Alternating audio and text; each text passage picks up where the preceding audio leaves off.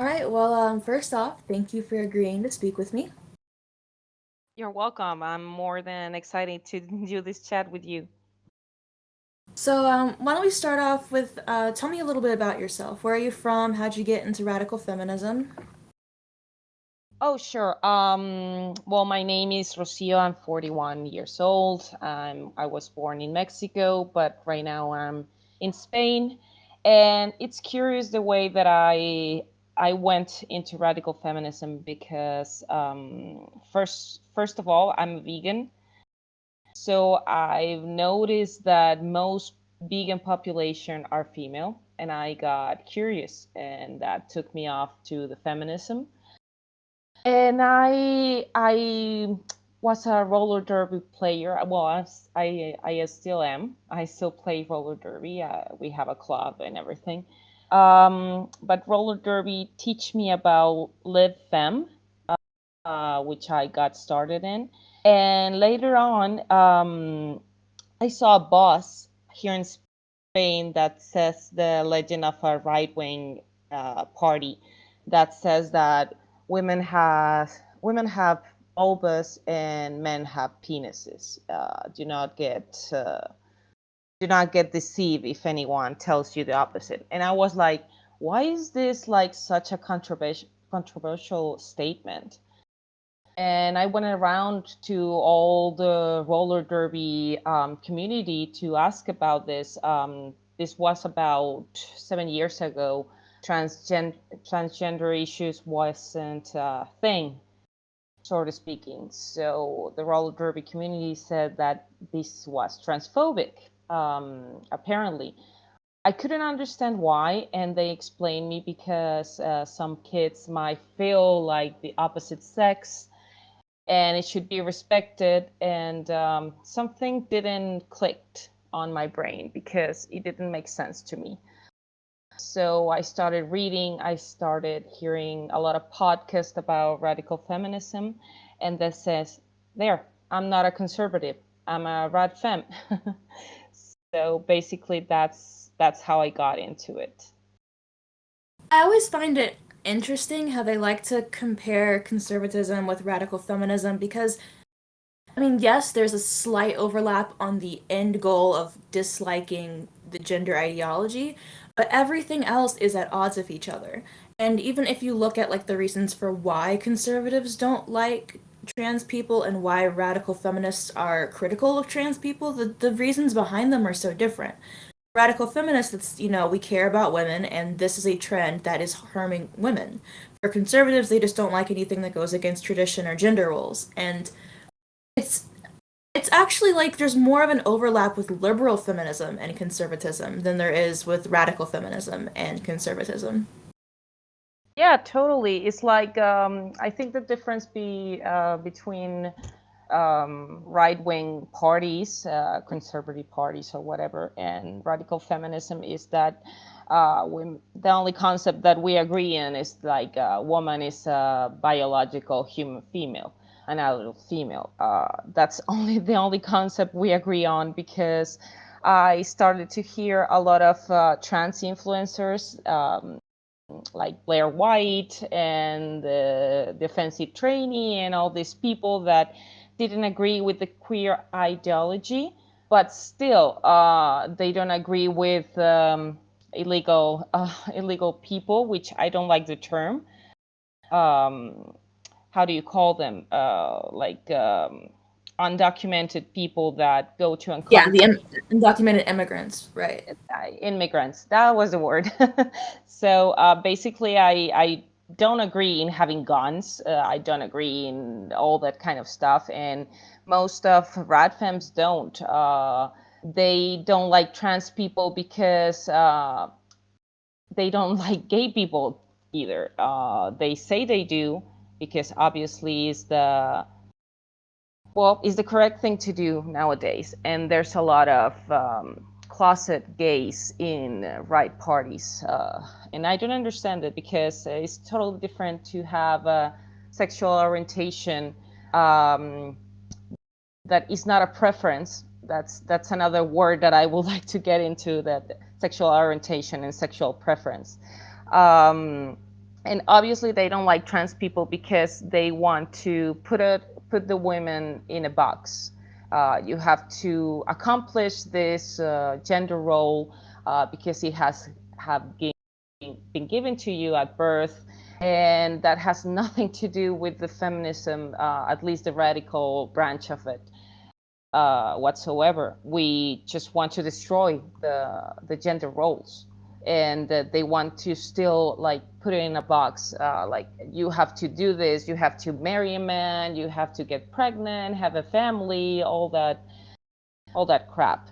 And radical feminists obviously don't want that. We want to abolish the gender roles or the gender itself. And what it's most what it draws my attention a lot about trans activism is that anything you said that doesn't go on their uh, way of thinking, it's transphobic.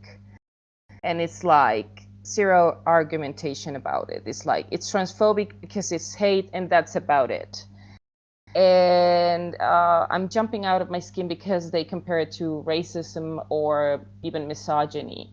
Oh But gosh, it's something that I sincerely hate. Like as a black woman, like, and I live in the deep South, and I know that racism is a global issue in different ways, and I know it changes in Europe and compared to the States.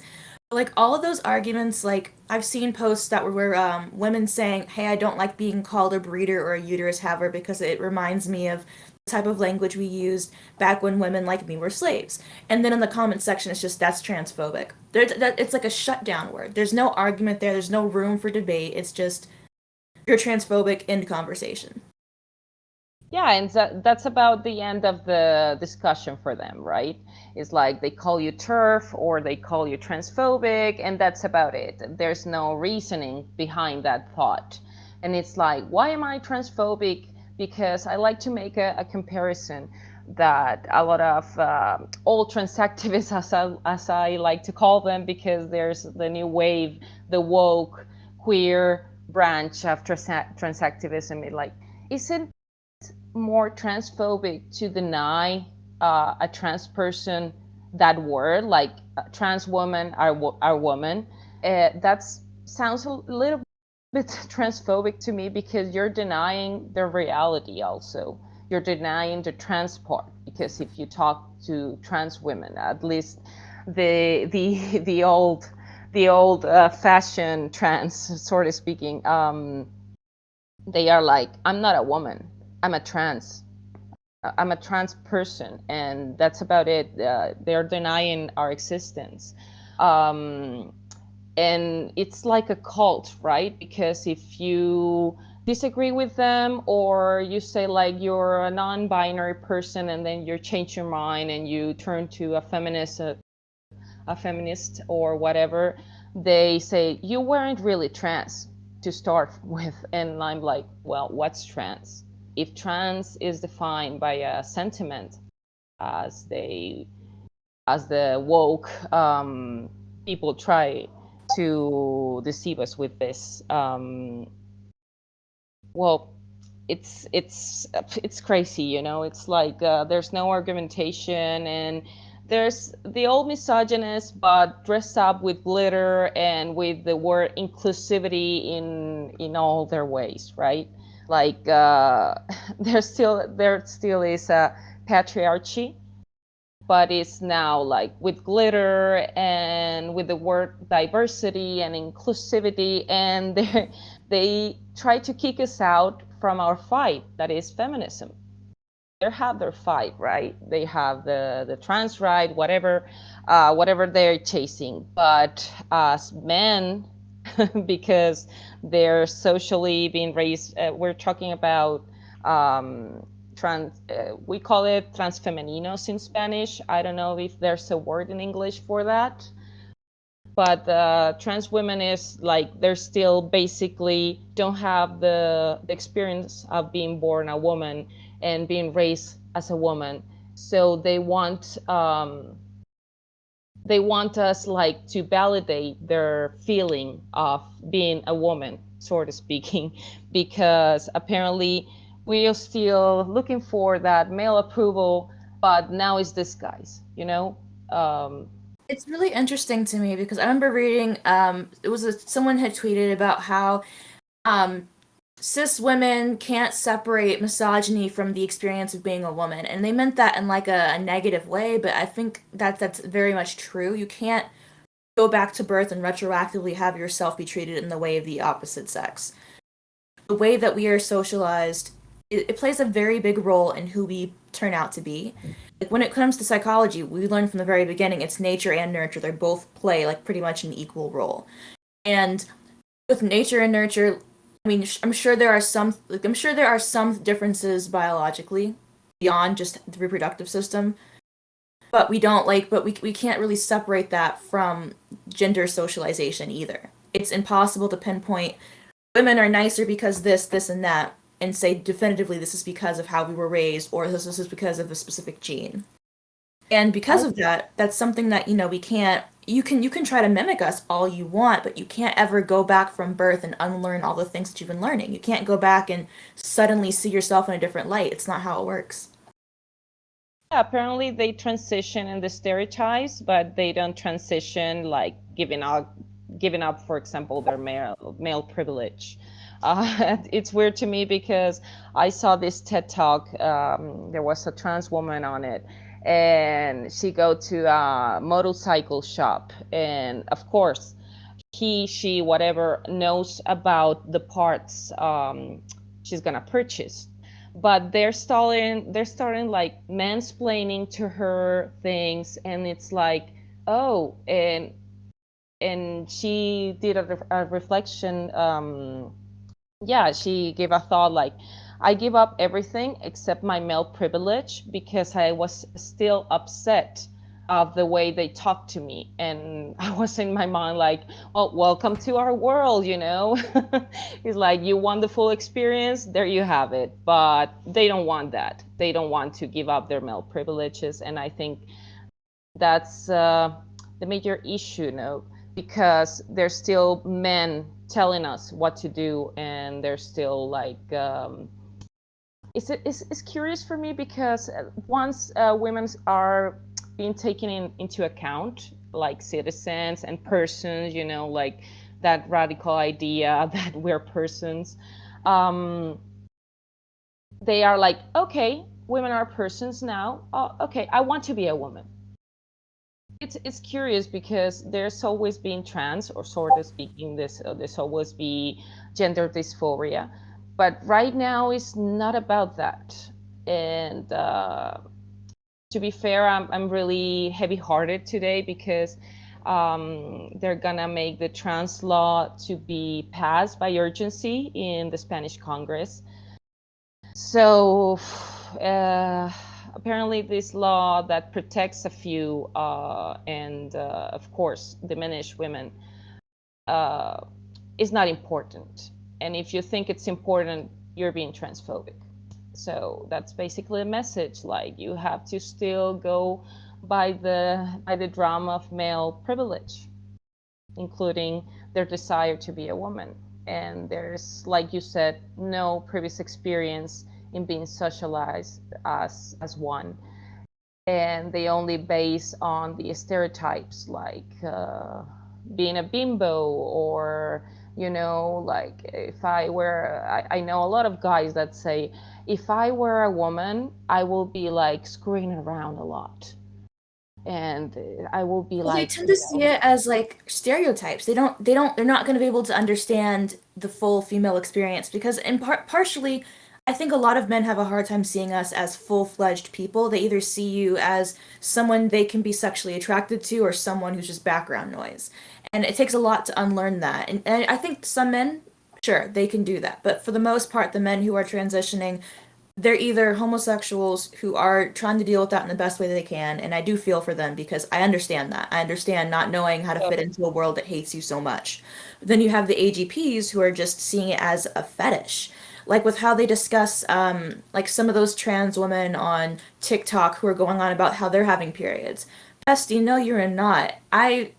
You do not get to opt into this horrible experience that has defined like my life since I turned 12. You don't get to do that. You don't get to opt in and just pretend that you have this when you don't. Yeah, totally. I agree with that. Like, I mean, there's a lot of, unfortunately or fortunately, I don't know, it depends how it's looked at. There's a lot of right wing trans, like saying that that is not right. That is not right. And unfortunately, I agree with them in just that little part of their speech, right? And it's curious because everything goes around male approval. And I remember the socializing that my sister and I had, and the socializing that my brother had. I remember my mom perfectly saying to me, like, if you get pregnant, that will be your problem. And if Luis, my brother, gets a lady pregnant, then it's a problem of that woman. And I was like, I was 14, and that's totally unfair because a baby cannot make itself. Like, it's not like a wish. It's uh we get pregnant, and it's curious because we get pregnant. I trying to change that to they get us pregnant, right? Because it's not our fault to get pregnant, or it's not only our decision. It takes two to And tango, and being and making a pregnancy specifically comes from a male orgasm, which is you could potentially argue that all pregnancies are the fault of men, specifically because it only happens during a male orgasm. If a woman orgasms, just like it doesn't do anything. It's just a thing that she feels. But men, they they emit this dangerous fluid when they come. So yeah, that disgusting thing. I agree. Yeah, I agree. And it's like reading about that is like we can get pregnant and give birth to a child every 9 months, but they can get pregnant a woman like every single day of their lives. Why is the reproductive responsibility on ourselves? Like, they have released the contraceptive pill for guys, and they decided it's too dangerous because they have the same secondhand symptoms that the women's pill do. And it's like, are you hearing what you're saying? Like, are you serious? Like, men cannot handle like the secondary symptoms of them. But since we're women, oh, it's okay. Yeah, like, no, nobody cares about them. Let them suffer, like, whatever. And it's really annoying. It's really annoying because well, I mean, I think it's like female pain is seen as a natural state in the world. Like it's not seen as something horrible. Like even when discussing stuff like rape victims, for example, male victims tend to get a lot more sympathy. And I'm not saying they shouldn't receive sympathy and support, but it's just that they seem to like when discussing like I don't know a pedo ring or something, if it's girls who are getting abused, then it's just, well, that sucks, but that's just how women live. Women are expected to be abused and to be hurt and to have pain. But when a man or, a boy ends up facing that same kind of abuse, it's the end of the world because it's incomprehensible to them that a boy, the oppressor, the one who is supposed to be privileged, is being sentenced to that sort of pain. And so even when it's something like the like a for reproduction. Like, okay, a guy can wear a condom. It's really, really easily. It's super easy to do. It's safe, and it's not just for preventing pregnancy, but for preventing STDs in general. It does almost nothing. You have a slight decrease in sensation. Why can't you do this one thing? And instead of just men doing that one thing, it's the woman should be on the pill. The woman should have an implant. The woman should suffer through all of these side effects, through all of this just change on her reproductive system for my own personal pleasure. yeah, totally. It's like we don't care for the system as is it built. Um, it doesn't work like that, and we have. I mean, we can never win as women. We can never win because if you got raped, bad. If you were alone on the subway, bad. If you were like not wearing jeans, because now in Europe there's a fashion, sort of speaking, of pinching with needles women to to do the chemical submission. Oh wow. And yeah, and it's terrible because right now there's a lot of cases, and it's like even the social security system, it tells you when you go to emergency room or whatever, like, oh, it's just that you had too much to drink. And it's like, no, I feel there's something different besides being drunk. And that's violence. That's institutional violence. And like the same institutions that are trying to fight, like, the macho aggressions, are the same that invalidate you as soon as you speak up. And it's very tricky. It's very tricky because you go to a trial if you're being raped and you got re-victimized by the judges, even if they're females. Like, are you sure you close your legs when they try to rape you? And this is a real case. This is a real thing. And there's a lot of things. There's like the collective rapes that are in fashion right now, and it's like, if you don't have the chance to defend yourself from a man, how the heck are you gonna get the chance to defend yourself from five guys? And it's still like, well, you didn't say no. Like, the justice system is like, well, you didn't say no. Like, how the hell? I mean, I have a reactive system that paralyzes in order to survive. And still, if you didn't say anything, it's like you consent. And it's very annoying. It's very annoying. And I try to participate as in many volunteer acts. For example, we're having the fiestas de Fuenlabrada right now, that there's a lot of concerts and there's a lot of cool stuff going on.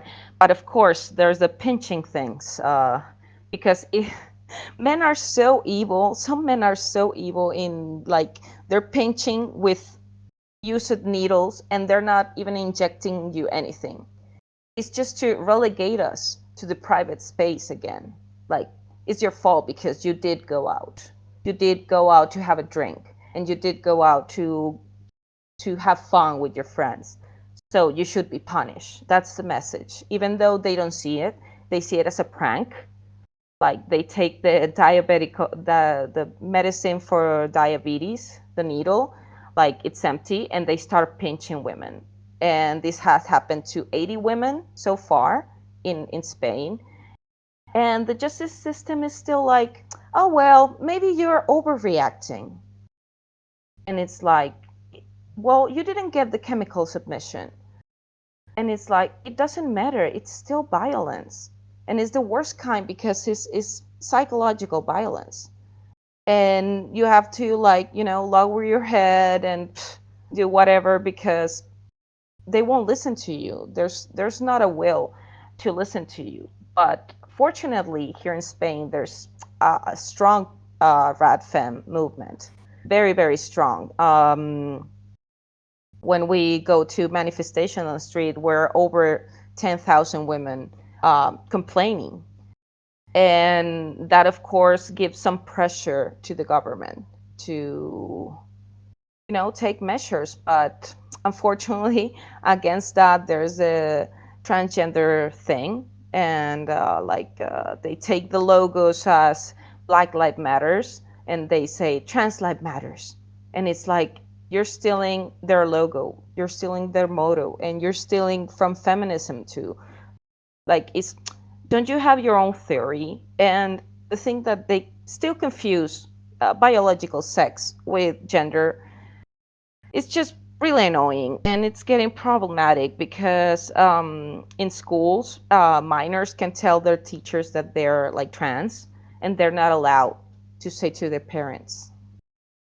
So do you Like, guys have self-ID laws there too? I know in Germany they have it where you can just once a year change your gender and name without an issue. Do you have that same kind of law there? well, we have a law that is from 2017 that you can declare yourself trans, but you have to go through a procedure like psych evaluation and hormone treatment, and a lot of steps. But right now, actually today, it's going to be in the Congress presented the self ID law, the la ley trans, as we call it, no, the trans law, that it requires only your will. You go to you go to the register and you said, I feel female. They change your self ID card, and that's about it. You can compete in women's sports. You can go to women's bathroom. You can do basically whatever you want.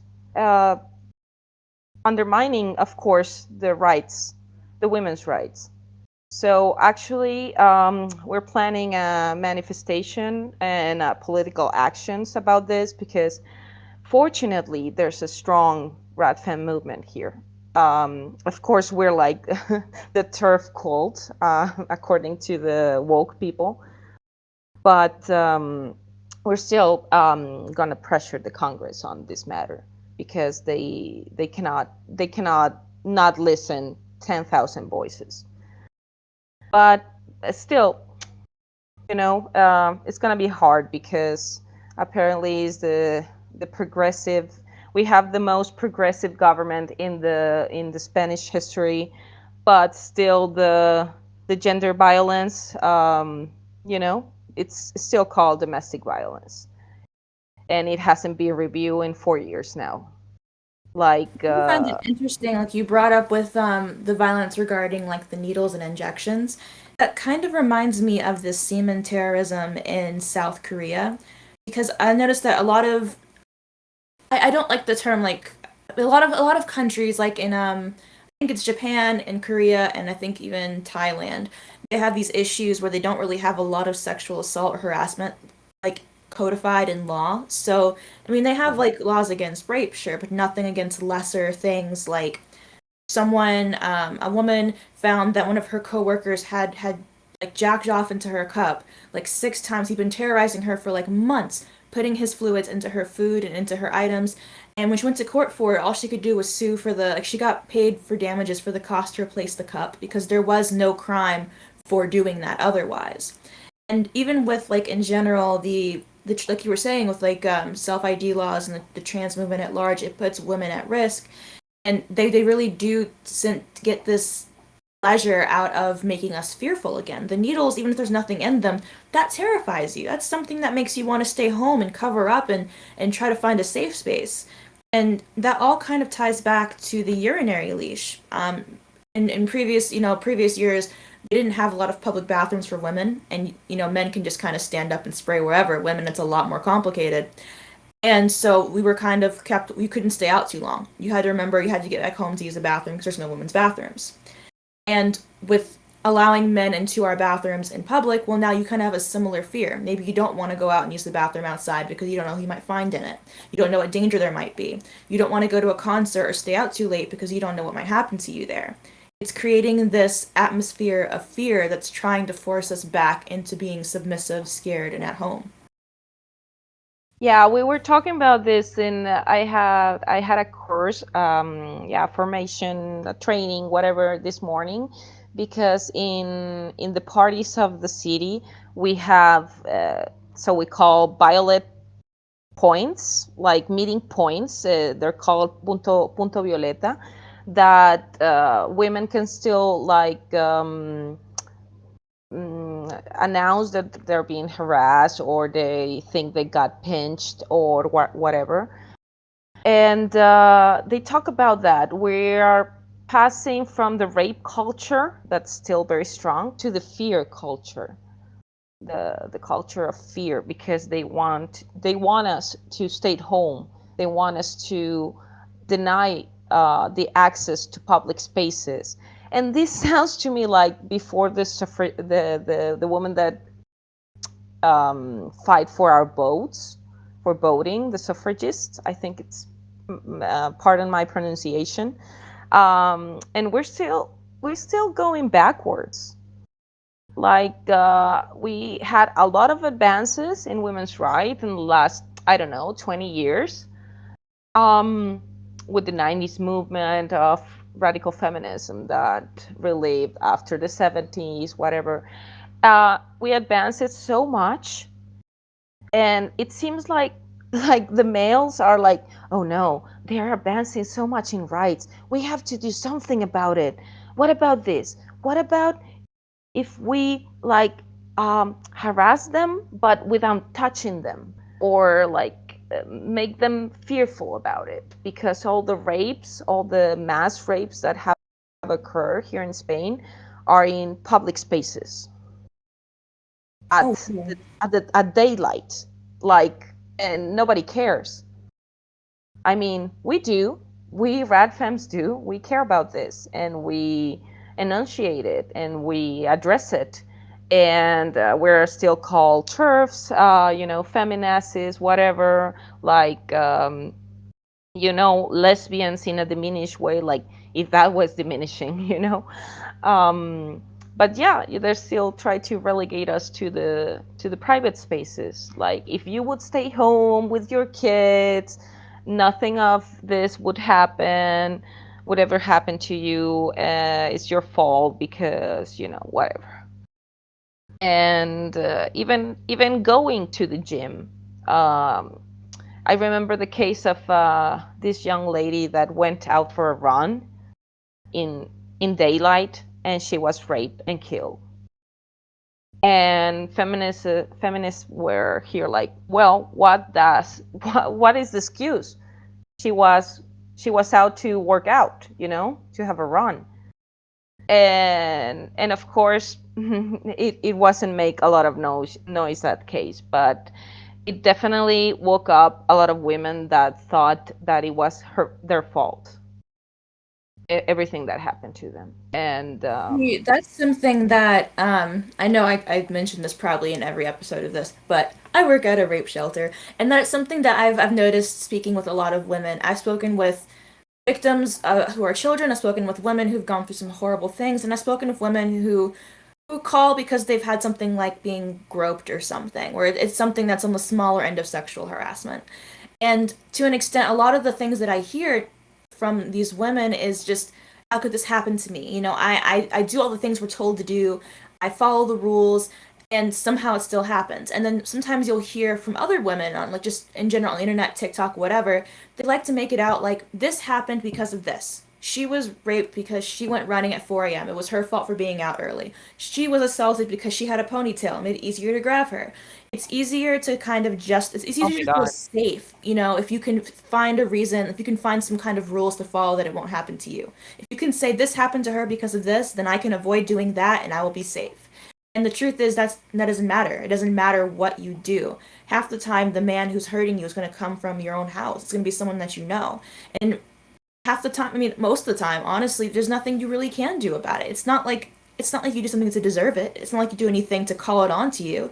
It's just that men choose to hurt women, and oftentimes it's an opportunity thing. If you're available, they'll do it.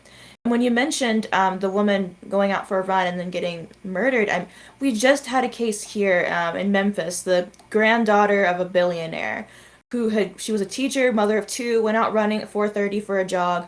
I found her body the other day, and it goes to show that first off, it doesn't matter how rich or what race you are, being a woman is enough. And it also just goes to show, I mean, if anyone, you'd expect someone who's the daughter of, who's an heiress, someone who lives in a nice affluent area would be safe from this kind of thing. And she's not, because that's just not how it works.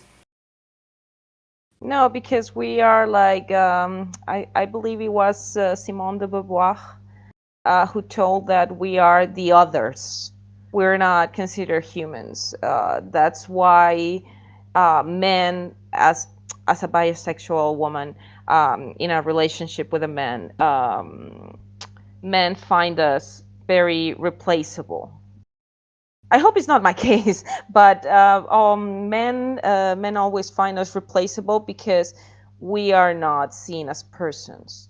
We are seen as servants or breeders or sexual companions or whatever. That's why I go so against these new terms like polyamorous and a friend of mine changing a little bit the subject because I'm against, of course, of prostitution. or sexual slavery, as I like to call it. Um, Lib Fems call it pro sex. And it's like, well, I'm pro sex. I like sex. Who doesn't like sex? What I'm against of is slavery. And if we given up that space, if we give men that opportunity, because in a lot of countries it's already regulated, but here unfortunately it's not yet. We want to abolish that, and if we give up that space, like if we stop pushing and let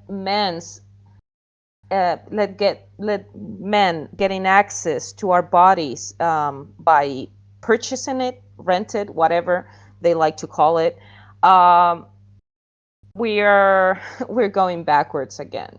We're going backwards again because here in Spain there's a statistic that surprised me a lot. 4 of every 10 men uh, go to rape women with paying for it. You know, or like 40% of male population here like regularly do that.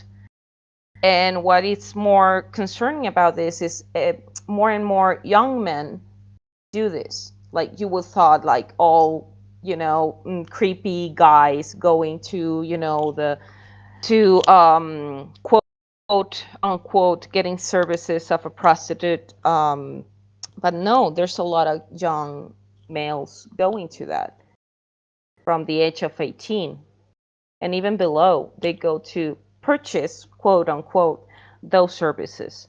Um, so it concerns me because if we don't change the thing about consent, because you can consent to many things, but if you don't desire those things, you can be coactionate to consent.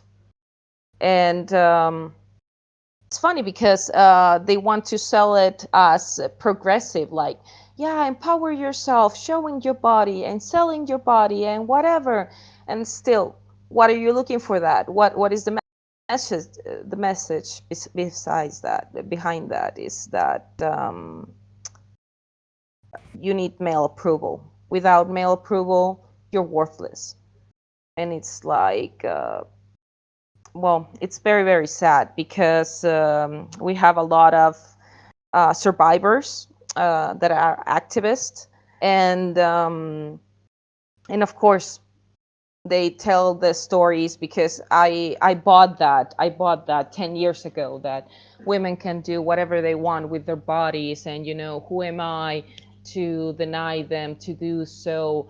But until you gather with other women and you start talking about their experiences and the violence that go through them, you still you begin to understand what it's all about and how they tricked us in this new neoliberal system that they're trying to sell us as empowering.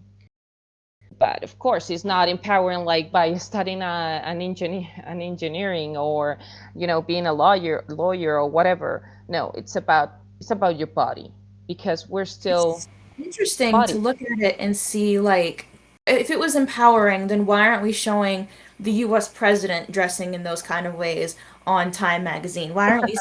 Why aren't we seeing men do this exact same thing? Why aren't we seeing rich women doing these things?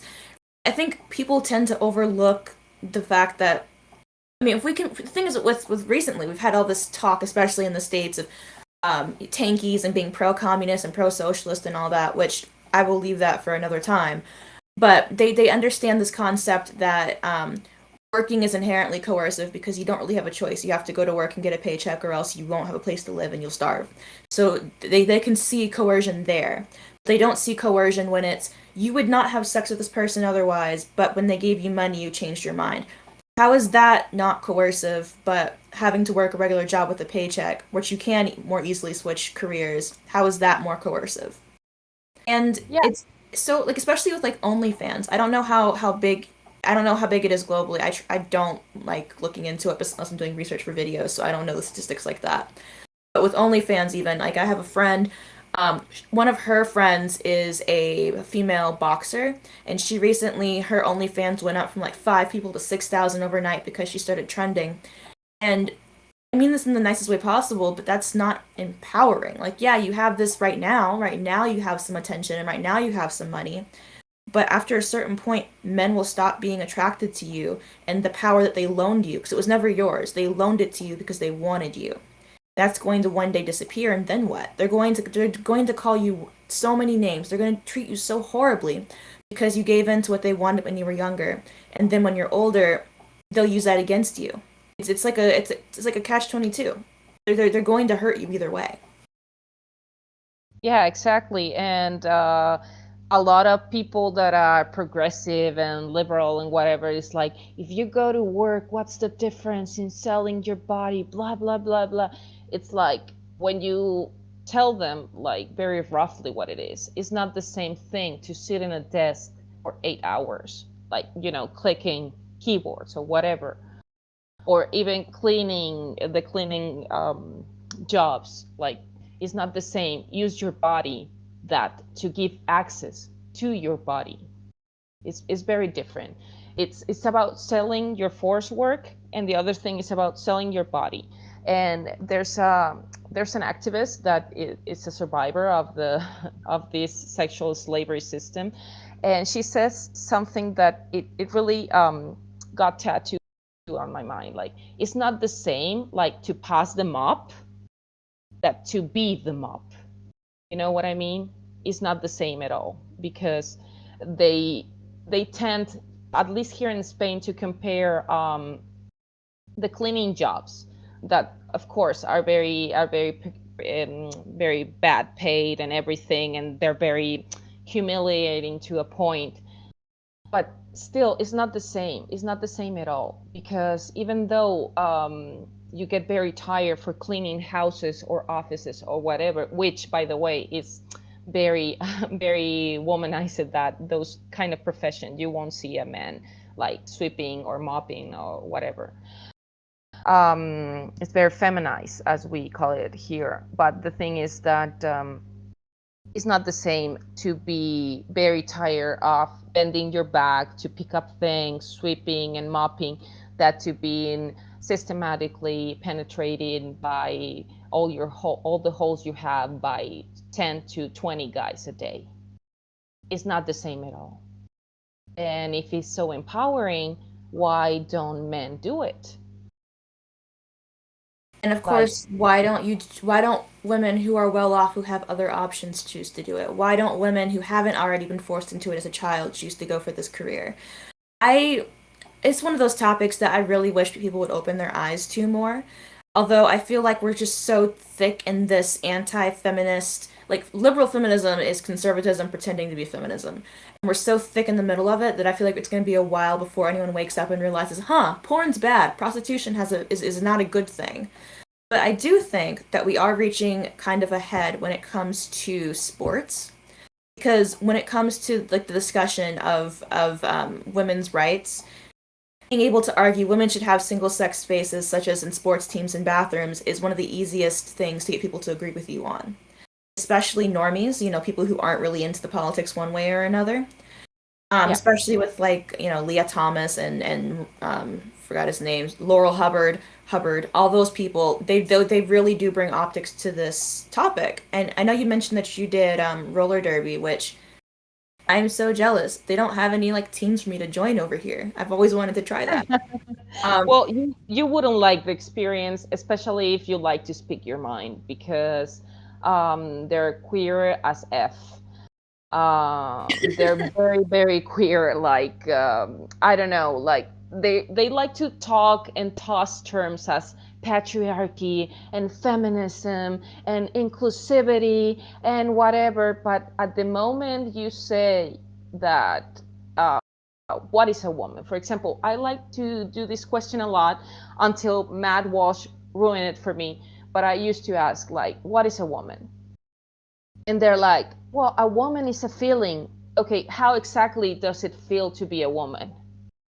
And they listed a bunch of stereotypes, and they're saying, like, yeah, but trans women are women.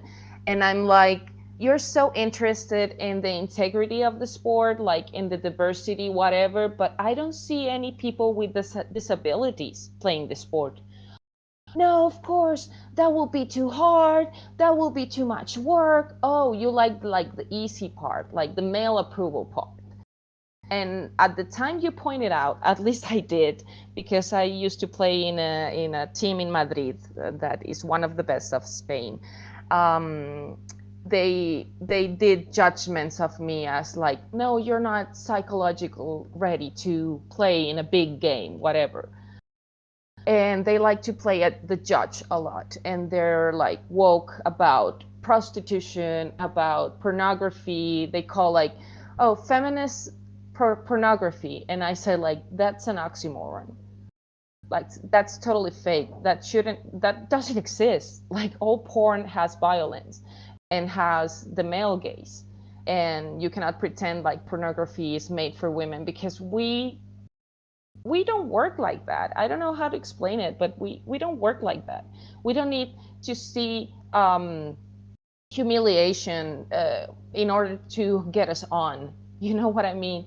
We don't work like that, and it's not biology. It's just the way like they socialize us, and of course we care about other issues like tenderness, love, caring.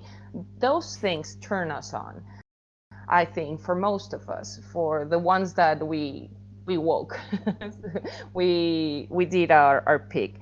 And of course, transgender in roller derby is, the bottom bread of every day. Like, if you don't want to see a penis in a bathroom, like, that's your problem. But otherwise, about veganism, because I'm a vegan, they were like very intolerant with. Like, Spain is a lot of meat consumption country. Like, I think it's the most meat consumption country in Europe. So for them to accept a male that identifies as a woman, it's okay. Like, it's inclusive, it's progressive, it's, you know. But for us to go to a vegan restaurant because, I like to have options when I eat. I don't like to eat fries and beer. Um, it's like you have to adapt, you know. Like, the misogyny, it's so great because other people that I know outside the roller derby world is like, no, we adapt to you. It's okay for us to eat a vegan meal. Even the most conservative friends that I have, they're like, we go to vegan place or a place with vegan options because they respect that part. But it's curious in roller derby how it's a contact sport because it's rough. You basically have to rub against your opponent in order to block her, and get through the pack. That it's very interesting, the game, but it's a lot of contact, and you really want to put us to compete with men? Yeah, Have but you they're not competed with men. any men? Have you had any men on your team or opposing teams? I cannot say that I have, because the moment they try to integrate a male into our teams, I was like, I'm giving up. I'm quitting the team, and I'm actually in a project with my partner we have create a roller derby club because there's another thing. Roller derby in the States, it's a business because it is ruled by an association that is called WFTDA, which is women's, which is ironic, women's flat roller derby, whatever. And as soon as we try to compete by federation, like in a league, they say it that we're transphobic, and they started like to cancel people that wanted to compete in federations. So it's really sad because roller derby, at least it saved my life. I know it's a logo, but it actually saved my life because uh, I'm a very sporty person. So when I discovered this and I did roller skating, I was like in love. But as soon as you start talking things that, as myself, radical feminist that I consider, I'm a TERF, I'm a transphobic, and I should be banished, from the earth. And they actually cut me off. Like, I quit, but they cut me off. They wouldn't let me talk to other teams. I lose a lot of friends that were afraid to speak their mind because they thought more like me, but they were afraid of speaking up. And I cannot blame them because it's a survival technique. But definitely, it's a real fun sport. I wanted to grow it here from the federation point of view because, they say like, oh no, like the federation is transphobic, and we are like horizontal and, inclusive, and all those tags they put on themselves. But once you're there, it's like you're not neither of those things. And it's unfortunate because there's a lot of good persons, good girls there, but they're afraid to speak up. And It's interesting to me then that their inclusivity includes men, and this is a contact sport. Like I used to play lacrosse, and even then, like there's a big difference in how men and how the boys and how the girls teams played. If another girl ran into me and she weighed 120, I mean, yeah, I'd fall over, but I wouldn't break any bones. If a dude in high school ran into me, I'd probably break something or at least sprain something, get a concussion or a bruise. And the same thing goes, since you said this is a contact sport. I've seen a couple matches. There's a roller rink near my house that I've watched people practice and stuff in. And that's very, you're touching each other. Like someone runs into you hard enough and you're going fast enough, you're gonna get really injured. And their inclusivity will include men and ignore the safety of the other players on the team.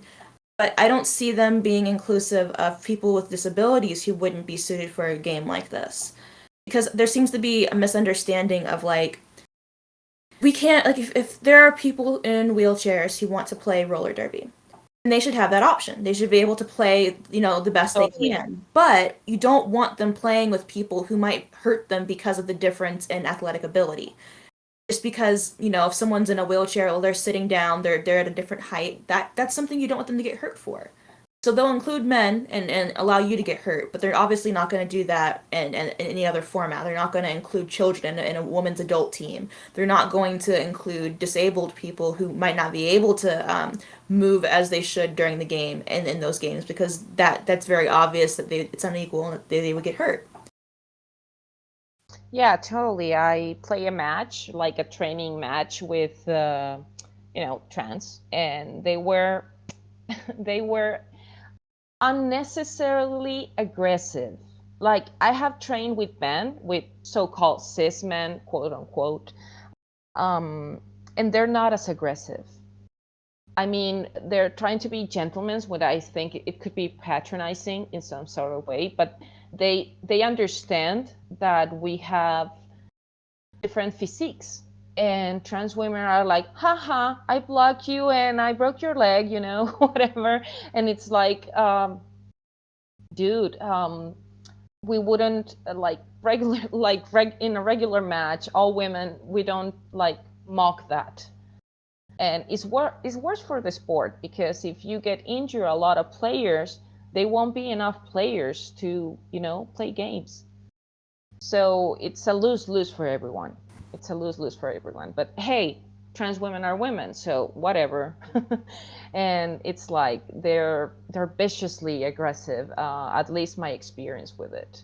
I don't know if because it's because they knew my way of thinking, or my political views or whatever, but I found them viciously aggressive.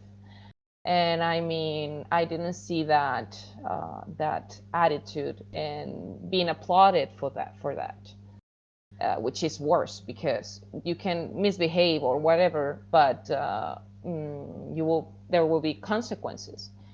Here is like the complete opposite. Like, I have trained with men. I like training with men because it gives me like a challenge. But we competing, I don't think it would be fair. I don't think it would be fair at all. there's a lot of contact, there's a lot of injury risks, there's a lot of butt touching, because one part of the body you can block is your butt.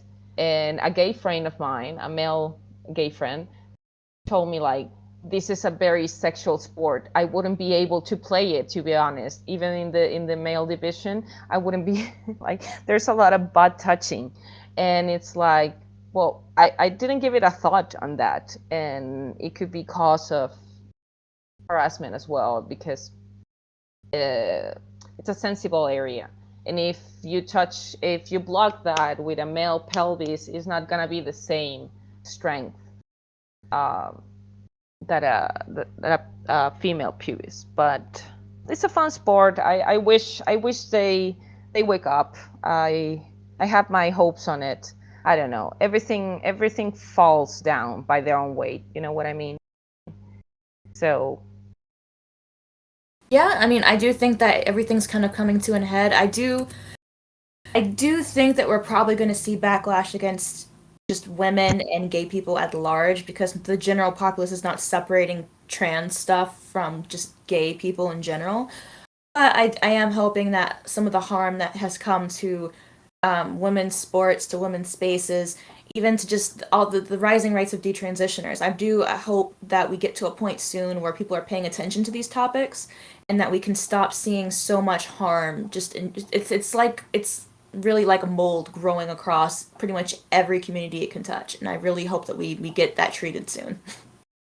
yeah, it's a cult. It's a cult, definitely. But you know, the persons, especially the women I have talked to and exposed my arguments and everything, they're like, "You're totally right," except for the trans part, you know, except for the trans part, you're totally right. But I think it's like a, you know, it's a countdown to the trans peak for everyone. And it's not hate against the community or whatsoever. It's just about women's rights. It's about um, not putting ahead the male desire over a right of any person, especially women, because we're being erased on this. And I have the the wonderful experience of working in several associations, as well as in Mexico, as in Spain, doing podcasts, doing posts, you know, doing activism, um, presenting, complaints to the Congress and everything.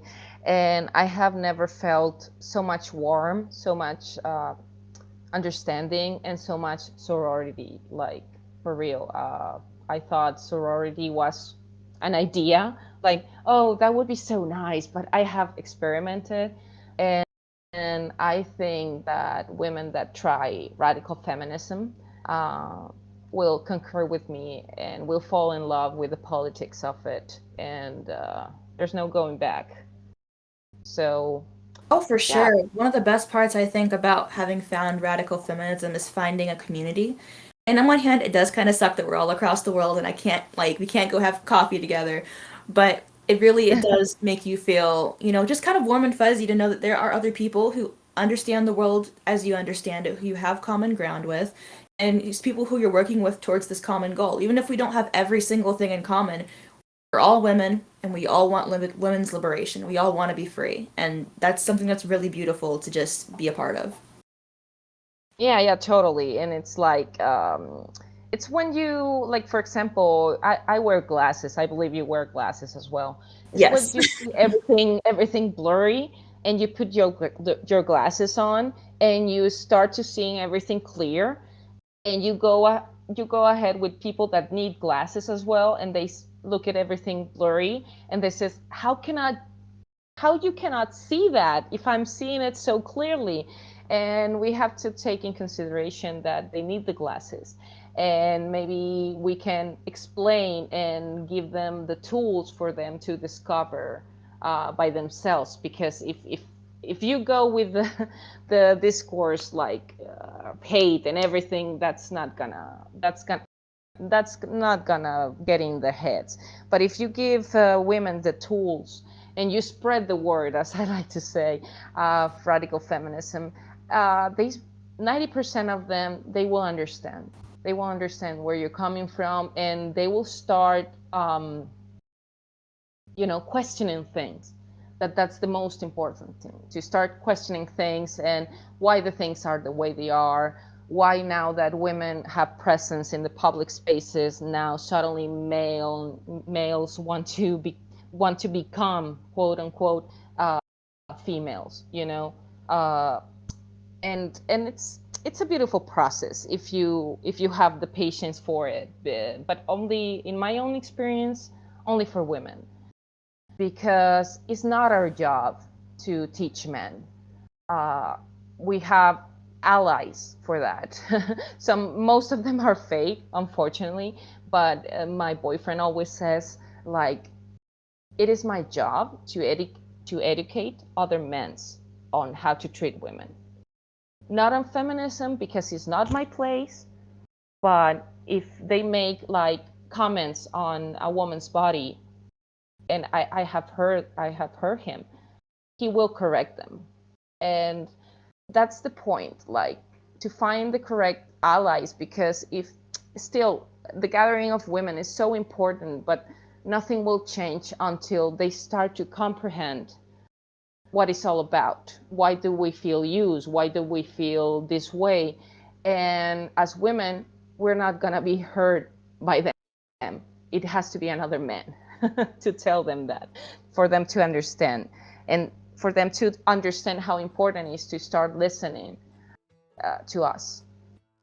And of course, all my efforts go into women's. I try only to listen female music, to read only books written by women. It's a political act, and this will direct your life in all ways, at least for me. And it's important to not exclude men, not like in feminism because they don't belong there, but knowing our teachings, like what our ancestors gave us to us as females, as women, and for them to explain to other males, for them to start understanding why prostitution is bad, why pornography is bad, why buying a woman for having your kid is bad. We need that part of support, but we don't have to lose the focus on us, women helping women. That's the only way of changing this. Yeah, I definitely agree.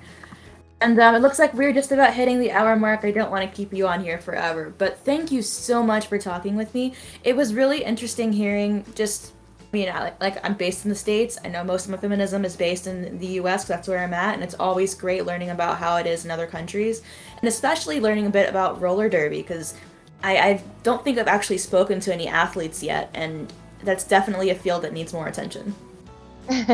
If you allow me to, I will send you links where you can see the games I have participated in. You can Oh, spot I'd love that. you can spot me there. Yeah, that's the one with the big butt. And I say that as a compliment to myself, because having a big butt in roller derby, it makes a difference. You cover more space.